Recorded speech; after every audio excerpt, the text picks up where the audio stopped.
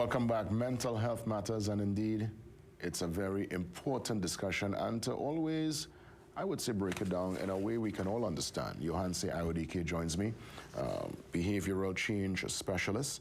And today's topic, Johanse, very interesting. I never knew there was even a distinction.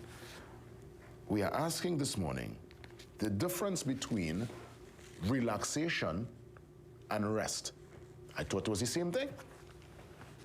Nah, there's a fundamental difference because rest requires no action. So you're stopping, whether it is you're taking a nap, whether it is you're sleeping, you're staying still. But relaxation can take some effort. You're actually putting something into it. So going to the beach, listening to music, praying, having some time with a loved one, meditation, etc. So rest is no action. Relaxation takes some effort, but all for the end result of de-stressing yourself. So when these teachers call for rest and reflection, that's a whole different dimension then? That's literally... Rest means, well, one, you can ask the teachers exactly what they mean by that, because, seeing that you didn't know the exact meaning of the words rest and relaxation, they probably have their own meaning, but if you go in by, like, so the dictionary meaning, rest means no action. Oh, so you're saying that simple moment by the beach, probably going into nature, sitting down by a river, just, taking in the mountain. That's a relaxation process right there. Yes, because you're leaving your home, you're going somewhere, right? And the process is relaxing. So you're doing something that is de-stressing to your system. It's away from wherever is the hustle and bustle, going to work, taking care of the children, taking them to school, etc. And now you're making efforts to do something that's relaxing. Some people just like to take a drive. So even in fact, leaving your house and going for the drive is relaxing, and then coming back, you feel de-stressed. But rest is say, you know what? I ain't going nowhere, I ain't doing nothing, I just going and sleep. I just staying stationary. Yeah, okay, interesting. And I guess, coming from your particular school of thought, through your lens, talking to different folks, administering advice, I would imagine it's very important to find time to rest and, of course, relax, because there are those who are so, again, you're focus-driven, you're on a particular goal, you're at a particular pace. And there's some people who tell you they'll rest when they're there. There are people who say that. I go rest when I'm there. They literally, they don't know how. I have an uncle. I kid you not. Vacation is a no-go with this man. He's a workaholic. He loves to work. Well, the thing is, that may not be incorrect, because if he's able to relax or do work in a relaxing manner, then it's okay. Then you may not require as much rest as you think.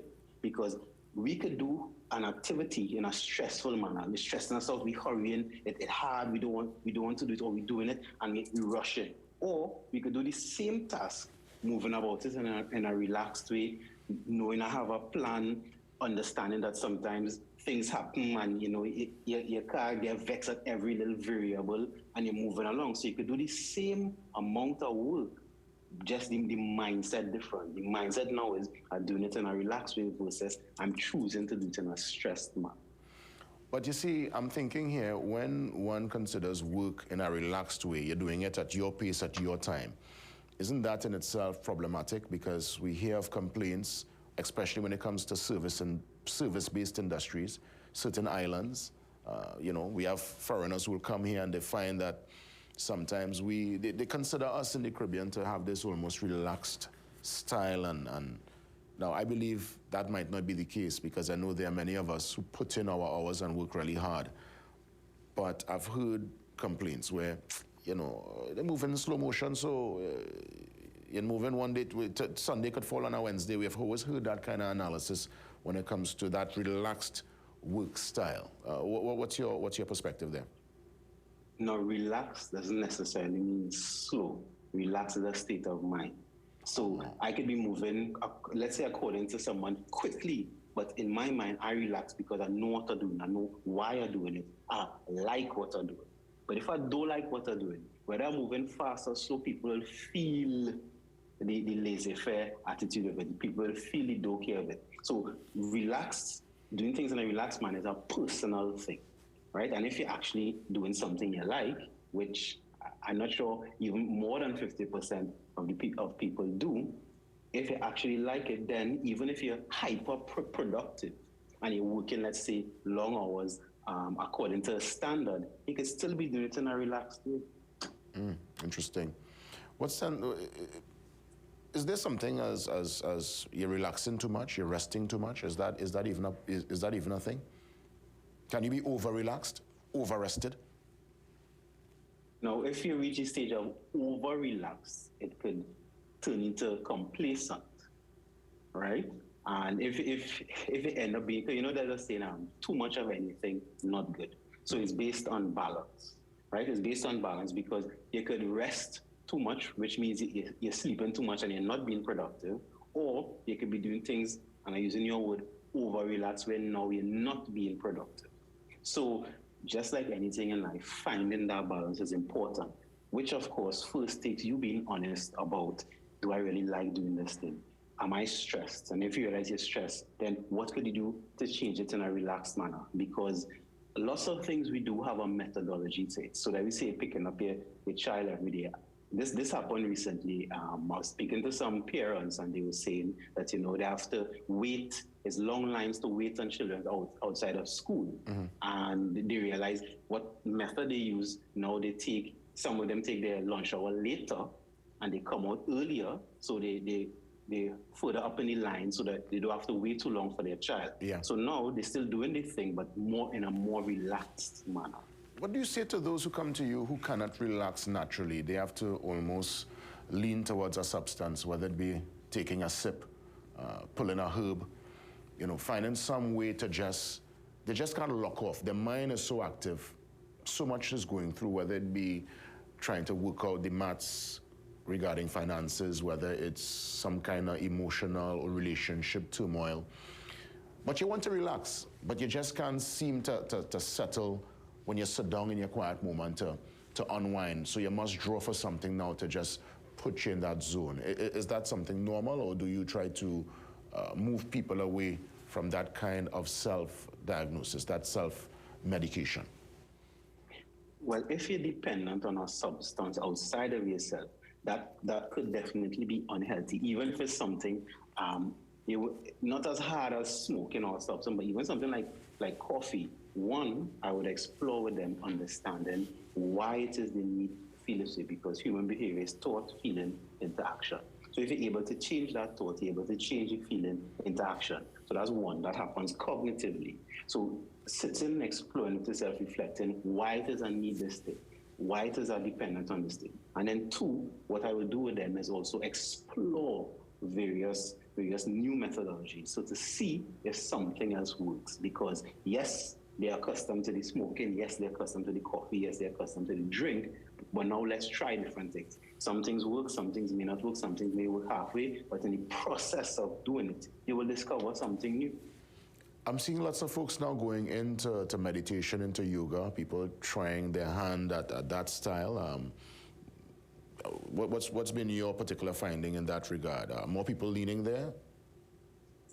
I wouldn't necessarily say more, but there is a following into yoga and meditation, because yoga and meditation allows you to stay still, right?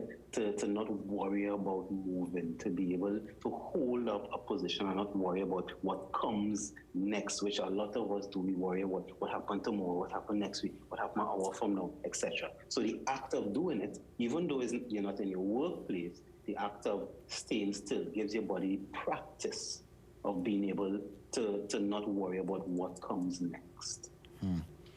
When you move around Trinidad and Tobago, your daily interactions, you think we as a people, I mean, again, I'm sure you would do your own observations.